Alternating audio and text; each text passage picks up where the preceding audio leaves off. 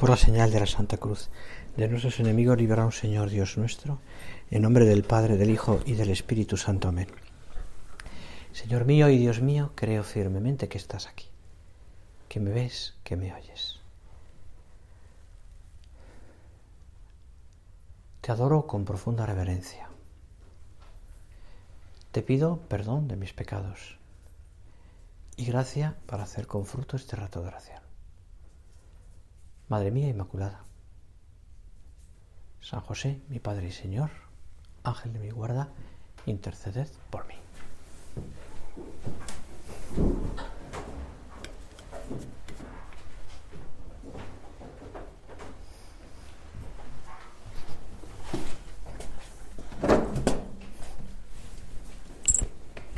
Bueno, seguimos en nuestra oración,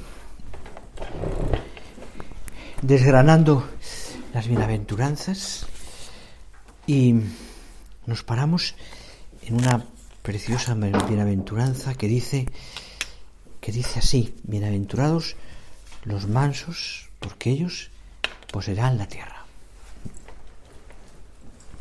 La mansedumbre.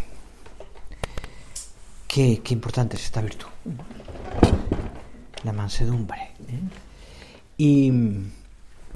Pero tiene un origen, ¿no? La mansedumbre, especialmente en sabernos, reconocernos como hijos de Dios. Es decir, ese sentido de nuestra filiación divina: soy hijo de Dios, soy hijo del Dios que está aquí, en el altar, que nos acompaña, al que le pido pues que me deje hablar en este ratito, ¿no? Pero que sea Él quien nos hable realmente. Aunque mis palabras puedan ayudarte o no, pero que sea Él quien te hable, ¿no? El Señor dice, ¿no? Bienaventurados los mansos, porque ellos poseerán la tierra. Es decir, Él mismo, que es manso y humilde de corazón, ha venido a la tierra cumpliendo la voluntad del Padre. ¿Y para qué ha venido? Para congregar al mundo entero, que está disgregado por el pecado. Y nosotros también pertenecemos a ese mundo y a esa iglesia y participamos de esa misión. A ti y a mí, que somos hijos de Dios, quiere el Señor que le imitemos. Es como si nos dijera: oye, con mansedumbre, con humildad, poseerás la tierra. Poseerás la tierra. Por tanto, todo esto, ¿qué significado tiene? Pues fijaros que el Señor lo que busca no es una conquista de la tierra o de la gente por la fuerza, ni mucho menos, sino con el amor. Con el amor. Con esa mansedumbre que se manifiesta, por ejemplo, en la figura del cordero. Del cordero, llevado al matadero, como oveja muda ante los trasquiladores, dice, el cordero llevado al matadero. Yo tuve hace años aquí en cerca de Mondariz, en casa de un sacerdote que vivía él solo, porque era hijo único con sus padres. Los padres murieron. Tenían en esa casa, que es maravillosa, que la arregló muy bien, y que sus padres eran tan buenos, que el hijo que tenían lo dieron para Dios. O sea, el único hijo que tenían. Y estaban felices con su hijo, el sacerdote. Y fuimos un día, por estas fechas además, porque esas son las fechas, me invitaron a la matanza. Espectacular. Y la recuerdo con detalle, porque me ha servido mucho también para muchas más cosas, ¿no? Pero me veía por esto, ¿no? Porque matamos al cerdo, que más que un cerdo parece un toro, pero vamos, ¿no? Y luego mataron un par de corderos y algunas gallinas también, ¿no? Hicimos un festín bastante grande, ¿no? Y claro, seguramente has estado en una matanza, lo sabes, ¿no? Pero los ritos del cerdo eran, desgarradores, ¿no? Cuando iban a por él, ¿no? Y no solamente el cerdo, sino el lechón que había también, pequeñito, que estaba en otra parte, que no iban a matarlo, pero y era desgarrador, ¿no? Y sin embargo, cuando mató a los corderos, no hicieron nada.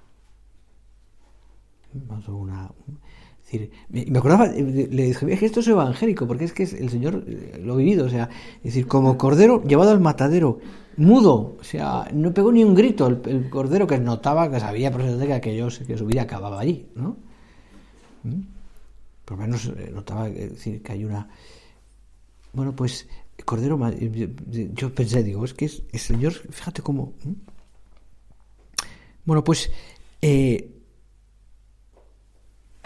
Cristo es el Cordero manso. Esa mansedumbre que nos ha redimido, que nos ha conquistado, que no es impotencia, sino que es dominio de sí. Se entrega porque quiso. Nadie me quita la vida, sino que yo la doy libremente. Bien, pues, si el Señor dice eso de bienaventurados los mansos, porque ellos poseerán la tierra, lo primero que hemos de poseer es nuestro corazón, los pensamientos, las intenciones, los sentimientos, el carácter. ¿Para qué? Porque lo primero que tenemos que vivir es que Cristo reine en mi corazón. Y para que Cristo reine en mi corazón, tengo que tener un corazón humilde, lleno de mansedumbre. Para que Cristo reine en mi corazón, tengo que amarle con todas mis fuerzas, porque solo podemos entregar lo que poseemos, por supuesto. Y para eso es absolutamente imprescindible la mansedumbre. Fijaros, dice, no tengo aquí la cita de quién es, pero dice que es virtud que hace al hombre dueño de sí mismo. Dueño de sí mismo. Virtud que hace al hombre dueño de sí mismo. O sea, que va contra la soberbia. Claro, fijaros, al fin y al cabo el mayor mal, o sea, el mayor pecado, el pecado más grande es la soberbia. Soberbia fue la de los primeros padres, Adán y Eva, que quería ser como dioses. Soberbia es la de Caín, ¿no? Que tiene una envidia de su hermano. Soberbia es la del hijo pródigo, la del hermano mayor del hijo pródigo. Soberbia es la de los hombres que quieren ser como dioses, construyen una torre de Babel. Soberbia es la de quien quiere, no sé, pues dominar a los demás. Es posible cortar esos brotes de esa raíz nefasta de la soberbia, del orgullo. Y a veces esos brotes se manifiestan en la vanidad, en el orgullo, en la falta de caridad, la falta a veces en la ira. En la ira. No en la pasión, que puede ser buena, sino el desorden de esa pasión. Es decir, cuando nos dejamos llevar por la rebeldía y acaba en la ira. Claro, por eso quien es capaz de darse cuenta de lo que es la ira, y por tanto, como consecuencia de la soberbia, y como consecuencia del orgullo, como consecuencia del sentirse, como diría yo, como ofendido por cualquier cosa, y llevado eso a un extremo, ya lo pongo quizás un poco ya, como un ejemplo quizás demasiado fuerte, pero se da cuenta lo que significa la virtud de la mansedumbre, que logra dominarla. Por eso la mansedumbre no reprime, sino que represa. Es decir, conduce nuestra manera de ser, el torrente de nuestra fuerza en ese sentido, conduce por un cauce que lo lleva, evidentemente, a que no se desborde, sino que esté en su sitio. Creo que me entiendes. Fijaros cuánto daño hace una soberbia que desemboca en ira. Es mi genio así, son cosas de mi carácter, no. Creo que tenemos que aprender a llamar las cosas por su nombre. Tengo muy mal carácter. No soy capaz de dominar mis enfados. No es un rasgo, la iracundia positivo del carácter, no. tengo que aprender a dominar mi mal genio, mi falta de paciencia, mi falta de mansedumbre, mi falta de serenidad, mi falta de... ¿Por qué me pasan esas cosas? Claro, fijaros, es decir, no es solamente un desorden externo, no es solamente un enfado que a veces puede llegar a Gustavo me contaba es un enfado que a veces incluso, pues aunque se dé cuenta, no es capaz de rectificar, no es capaz de cambiar, no es capaz, o sea, no, quizás, no, ¿por qué? Porque en el fondo la mansedumbre y la humildad está en el fondo del corazón. No es tanto un ejercicio, digamos, de dominarme a mí mismo, ¿no? Es decir, es el Señor que tiene que hacer el milagro, muchas veces nuestra alma, ¿no? Contaba un capitán de barco hace años que la siguiente escena, ¿no? Que me hizo mucha gracia, pero en el fondo manifiesta esto concretamente, ¿no? Pues en el barco era un barco nuevo, una fragata, ¿no? Era un capitán, era un marino de guerra, una fragata nueva, y entonces pues había un montón de tropa de marineros y de oficiales y de suboficiales, etcétera, ¿no? Estaba extrañándola. Y había aparatos muy sofisticados, ¿no? Que había que aprender a manejarlos bien, porque, en fin, ya está. Total, que evidentemente él había instruido mucho a los marinería de todo aquello, ¿no? Y había, pues, concretamente un aparato que era muy caro, muy sofisticado, que había que usarlo así, pam. Bueno, y llegó el típico marinerito que era un poco torpe y metió la pata y lo estropeó. Y este capitán, que era un hombre con una fuerza un poco tal, pues cogió y lo llamó al orden, lo arrestó, claro, y le echó una bronca impresionante. He dicho 1000 veces que esto no puede ser así, pam. Me contaba él, además, que se había pasado hace muchos años esto. Pam, de tal manera que se fue calentando, y al final le soltó una torta. Entonces, en el momento que le pasó esto, él se dio cuenta de que le metió la pata, ¿no?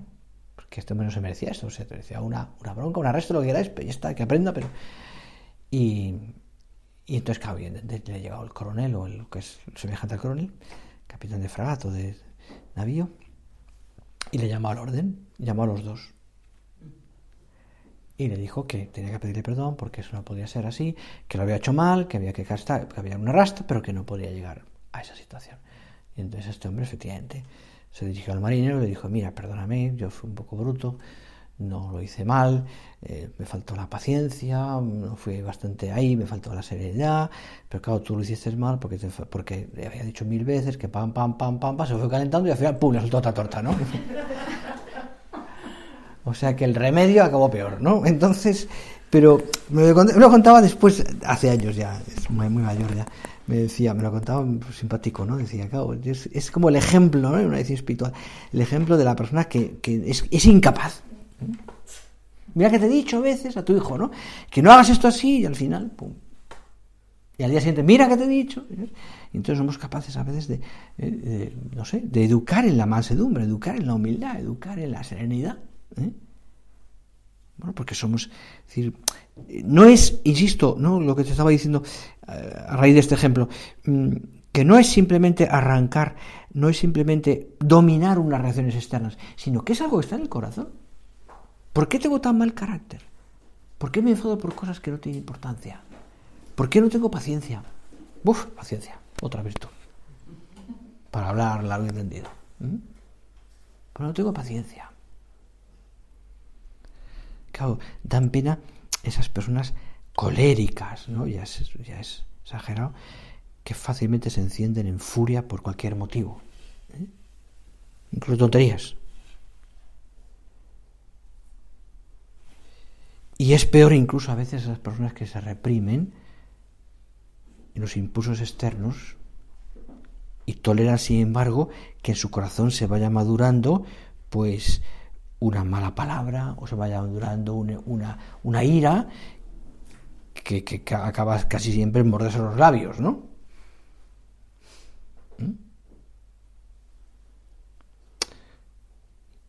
Al final estalla. A pensarlo, un hijo de Dios no puede consentir que en su alma haya esas gritas que rompen el corazón.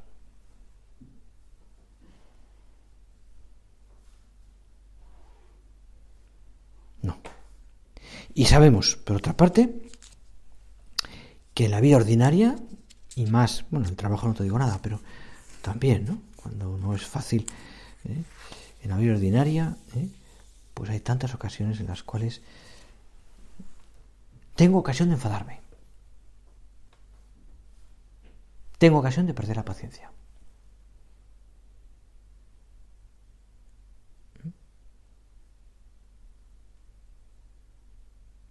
Yo te digo, es cierto, es cierto. No es fácil con ese hijo, no es fácil con tu marido, no es fácil con estas personas, no es fácil con un hermano, no es fácil. Bien, es verdad. Pero piénsalo desde el fondo de tu corazón. ¿Qué me está faltando? Señor, te lo pregunto a ti, ¿qué me está faltando realmente en mi corazón para que de verdad esas cosas yo no las lleve hasta el final? Sepa perdonar, sepa tener el corazón grande, sepa quitarle importancia a las cosas que no tienen importancia, sepa poner en su sitio, sepa no sellar, no llevar la sangre al río, como suele decir. Que tenga mansedumbre y caridad.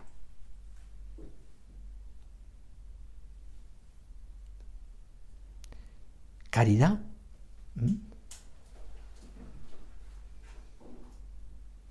que se complementa con las demás virtudes. Revestíos, pues, dice San Pablo, como elegidos de Dios, santos y amados, con entrañas de misericordia, con bondad, con humildad, con mansedumbre, con paciencia. La caridad es paciente, amable, no envidiosa, no obra con soberbia, no se jacta, no es ambiciosa, no busca lo suyo, no se irrita.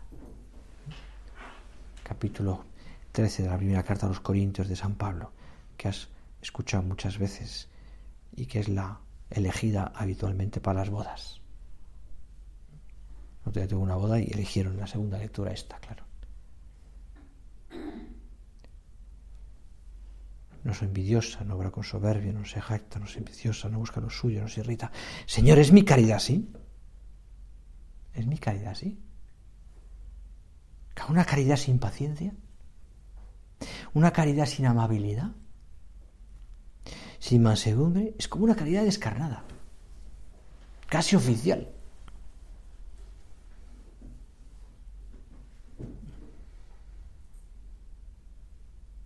La caridad necesita la paciencia, necesita la amabilidad, necesita la mansedumbre, necesita la humildad. Porque a través de ellas la caridad se va manifestando. En la medida en que yo, pues soy más amable, yo comprendo, yo tengo un corazón grande, yo tengo paciencia, yo tengo esa mansedumbre, la caridad va saliendo por ahí.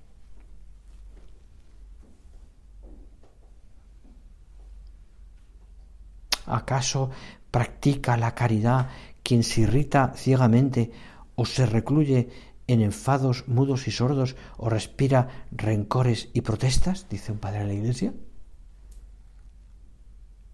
Quien desea vivir la caridad de Cristo ha de poner mucho empeño en practicar cabalmente la mansedumbre, añade. Con ella, la caridad produce frutos maravillosos, porque el ser señores de nosotros mismos, Cristo puede reinar en nuestro corazón, con reinado efectivo, y disponemos de todas las fuerzas para extender su reinado en el mundo. Cada una mansedumbre sin caridad no es virtud cristiana al mismo tiempo. Están separadas. Claro, no da frutos de señorío y de paz. ¿Qué es una mansedumbre sin amor? No, puede ser un dominio de sí mismo, pero no me lleva a Dios. Puede ser una bondadosidad indulgente, si quieres, pero que puede acabar en cesión, en pasividad, en omisión, para no perder la paz, la calma. Y a veces incluso en cobardía. Pro bono pachis, me callo. Para que no se pongan nerviosos, no digo nada. No, a veces la caridad nos lleva a la fortaleza también, sin perder la mansedumbre ni la paciencia. Por supuesto.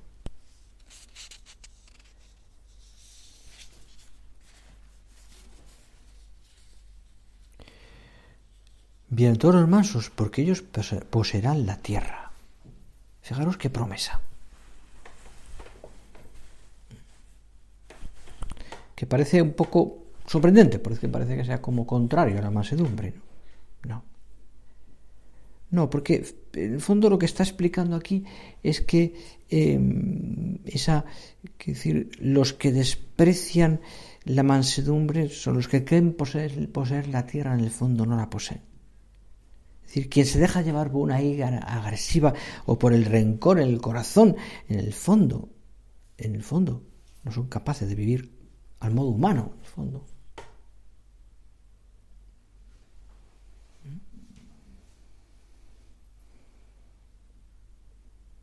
No se atreven, ¿no? A dar más, porque o a hacer más, o a corregir a los demás, porque fijaos, es interesante esto, porque me parece que en la vida ordinaria, en la vida familiar, hay muchas ocasiones en las cuales tenemos que aprender a corregir. No porque seamos mejores, sino porque precisamente el amor al Señor y el amor que Dios es reina en mi corazón y reina en el corazón de muchas personas me tiene que llevar también a corregir como hace el Señor, pero corregir por amor, no con ira. Corregir por amor y con amor, no como respuesta o venganza, mucho menos. Corregir por amor.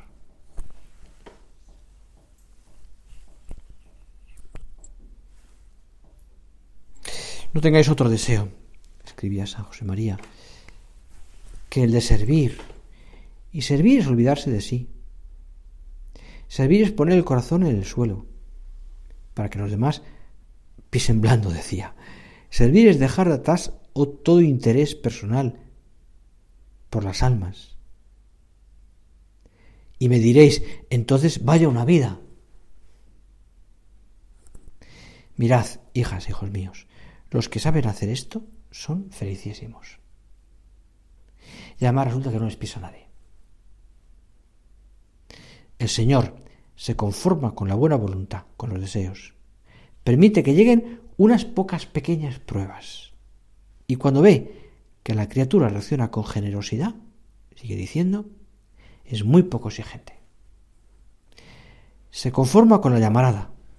No tengáis miedo a servir a los demás, al contrario, que esa sea para vosotros la característica más querida de vuestra propia vocación cristiana.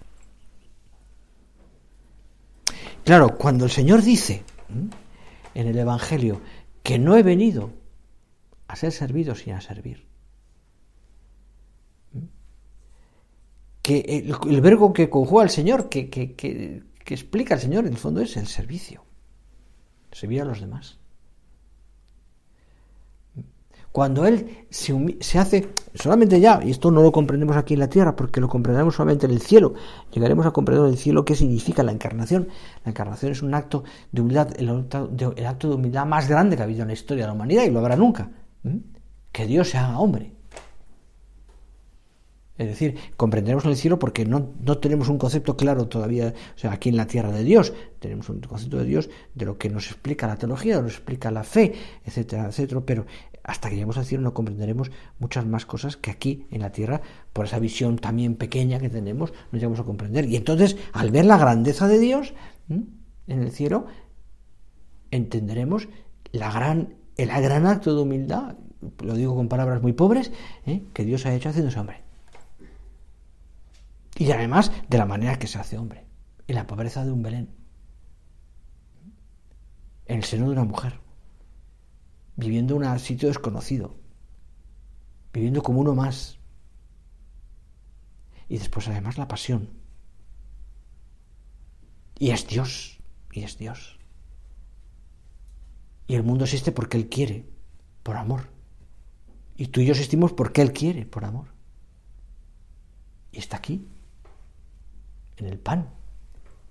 Si la grandeza, o sea, el ejemplo más maravilloso de humildad está aquí, encima del altar.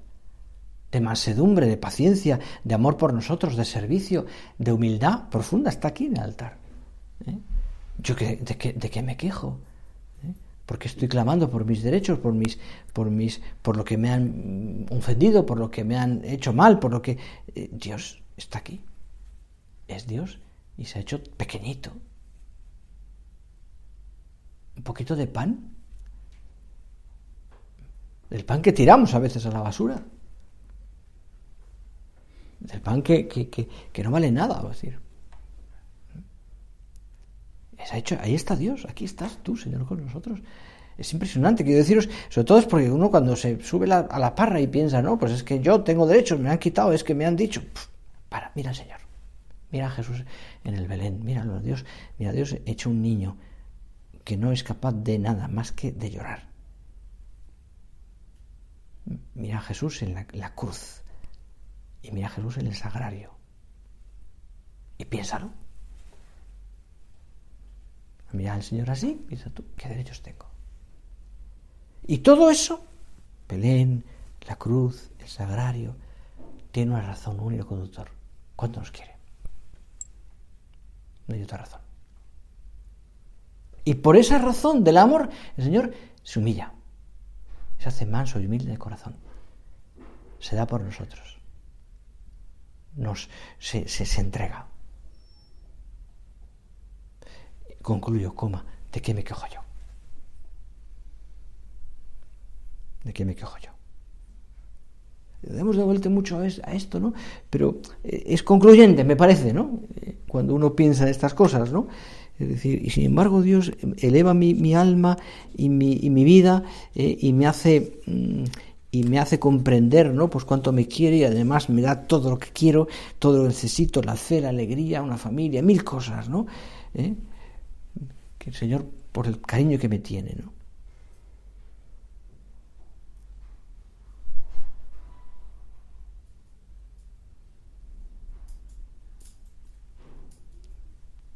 ¿Cuánto hace falta, ¿no?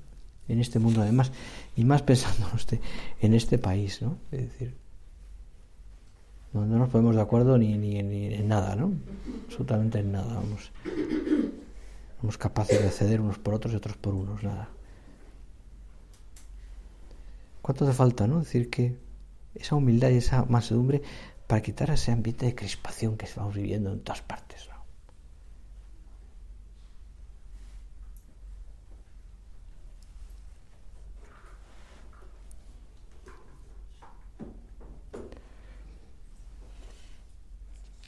No es la mansedumbre que hablamos del ser apocaos, ¿no? No. Evidentemente el celo de nuestra casa, la casa de Dios, nos consume, por supuesto. Sino es el que lucha por amor para que Cristo reine en su corazón y en el mundo. También es verdad. Bueno, terminamos. Es un poquito tarde ya. Vamos a mirar a la Virgen, nuestra Madre. Dios miró la humildad de su esclava, ¿no? Ve la mansedumbre de la Virgen, la pureza, la maravillosa, ¿no? De María Santísima. Pues pídele tú y le pido yo también para ti y para mí, también al Señor que está aquí con nosotros, que nos dé esa mansedumbre. Poseerán la tierra, es decir, se llenarán de Dios, conquistaremos el mundo y lo haremos con la paz, con la paciencia, con la humildad, con esa mansedumbre que Dios quiere para ti y para mí.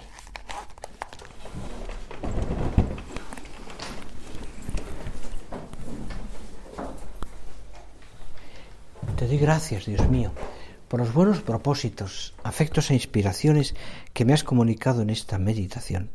Te pido ayuda para ponerlos por obra. Madre mía Inmaculada, San José mi Padre y Señor, Ángel de mi guarda, interceded por mí.